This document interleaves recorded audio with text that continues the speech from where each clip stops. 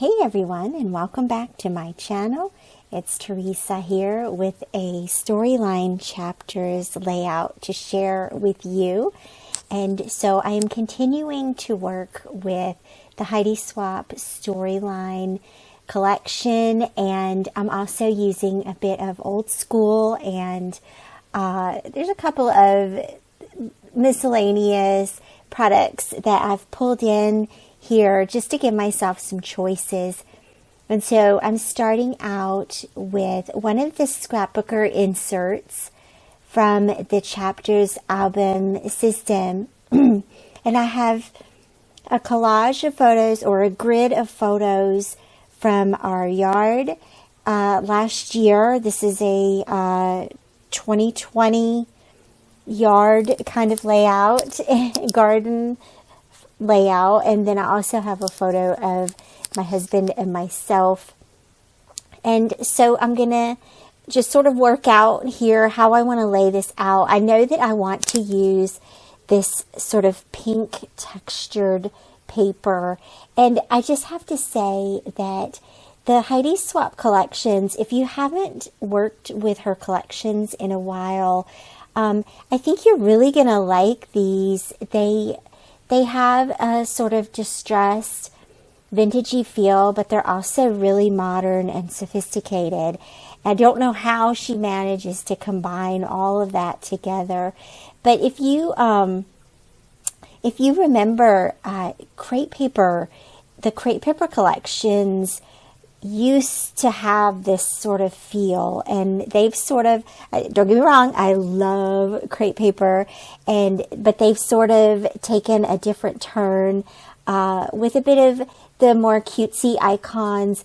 But Heidi Swapp has held on to these vintagey but modern and sophisticated tone in her collections. And so I'm really liking this album and loving these collections. So I've decided that I'm going to use the pink pattern paper as the background on the right hand side, and use that as the home base for the grid of photos from our flower bed. And then on the left hand side, I'm going to adhere the photo directly to the background paper. And the paper for this insert has a bit of texture to it. It's not really a grid dot per se, but it is a nice little subtle, very subtle pattern. And so I'm going to play with that on the left-hand side, and then going back over to the right-hand side here. And I'm just sort of laying out a general idea of where I want to place things before I adhere them down. And so you can see I'm using a combination of tags, tabs, die cuts, word strips, kind of it all. I'm kind of using it all. And one of the reasons for using it all is for different layers and dimension and texture. And there were some beautiful transparency pieces, some vellum pieces in some of these die cuts that I want to incorporate as well. I'm going to use the two birds there that you can see. And so my story here, in the layout that I did previously in my storyline album, I talked about how when the lockdown happened last year in NC, in North Carolina, we stopped going anywhere, and that also meant that we did not do our normal April sort of garden refresh. And usually we do a refresh in our flower beds around the end of April, beginning of May, when it starts to get, after the freeze season is over and it starts to get warm and sunshiny. And we held off doing that last year specifically because there was so much. Remember back in March and April and May of last year, there was so much we did not know about the pandemic yet. And so we stayed home and I felt like it wasn't worth it to risk possible infection for the flower beds. And so we left them sort of bare. But the story of this layout is how, even though we didn't fill in our flower beds last year, and there was a feeling of sadness. I know it wasn't the most important critical thing here, but there was a feeling of sadness about not being able to do that activity. And but what happened was we had just sort of not even thinking about it, but we had planted these purple flowers in one area of our flower beds, and come April and May of last year, they exploded and they filled up that entire section of the flower bed. I do wish I had taken a photo of the house in front, but they just exploded the rounded part of our flower bed in front of our house. And it was filled with these amazing purple blooms that if we had gone and bought all the flowers and planted all the flowers, we could not have planned that.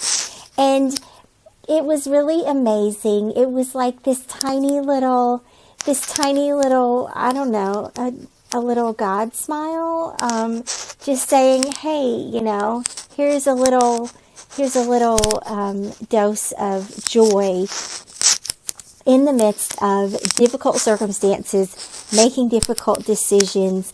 These purple flowers are going to reward you.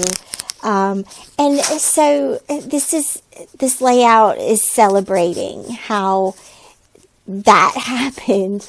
And I just have to say, we had some of the nicest comments from our neighbors who just poured out praise over these flowers, and it was completely unintentional. It just, nature took its course, and I still love these purple blooms. I'm so excited for them to come back this year. I hope they come back just as beautiful as they were last year, and it was just definitely something that helped brighten that time of the year for us. So you can see how I've been adhering some of these embellishments, attaching them with my Tim Holtz tiny attacher, and I've sort of just created a hug using those die cuts. And so you can follow this line around the photos of all of these beautiful embellishments, the different textures and the patterns, the colors that they're bringing into this page. I left the photos of the purple flowers, I left mostly untouched. I just added one single vellum piece in the center of that, so that they stand out. And then everything on the left-hand side is pretty neutral, because again, what you're going to look at when you come to this page is this amazing cascade of purple flowers that really, literally just feel like they came out of nowhere. And notice how something that I find fascinating about this layout is I did not use a single purple embellishment. Does anybody notice that? Everything, the colors of all the embellishments are supporting actors in a way. And then you can see here how I'm adding my stamps last. And I know that's something that might be a little bit different. I don't know. Some of them I allowed to overlap the die cuts and the photos. And I kind of like that, just sort of layered look here and letting those stamps sit on top of the layout itself. So thank you so much for watching and for following along with this really cool album. I hope that you'll check out the blog post at theresamoxley.com, and I will see you back here again soon. Bye-bye.